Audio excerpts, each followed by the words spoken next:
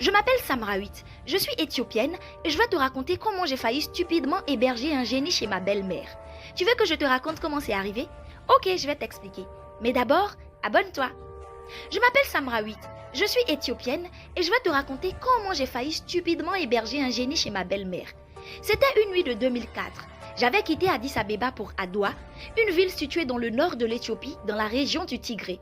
J'étais nourrice et comme Andalé, mon mari, travaillait plus de nuit que de jour, j'étais allée dans cette ville pour rester proche de Niat, ma belle-mère, afin qu'elle m'aide avec le bébé pour que je puisse récupérer des nuits d'insomnie que j'avais accumulées à la capitale.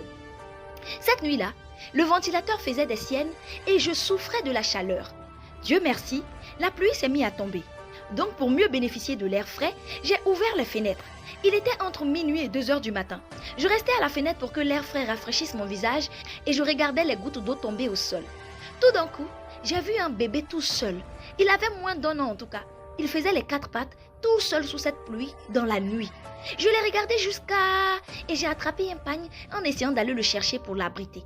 Vu que c'était une petite ville, je me disais qu'on retrouverait forcément la maman une fois le jour levé. Ja, ma belle-mère ne dormait pas haut. Au moment où je voulais ouvrir la porte, elle m'a demandé où j'allais. Je lui ai donc expliqué ce que j'avais vu et ce que je comptais faire. Elle me dit, viens ici et regarde, en me montrant la fenêtre.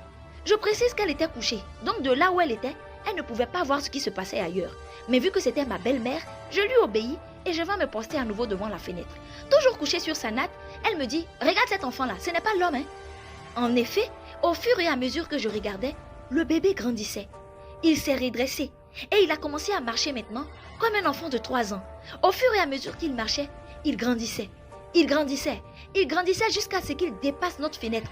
Il était devenu tellement grand qu'on ne voyait plus sa tête et seulement que ses pieds qui étaient vraiment énormes. J'ai eu la peur de ma vie. Je n'ai plus eu besoin de ventilateur. Je n'ai pas fermé l'œil de la nuit. Je ne savais pas de qui je devrais avoir peur. De l'enfant bizarre qui était devenu un géant ou de ma belle-mère qui voyait à travers le mur.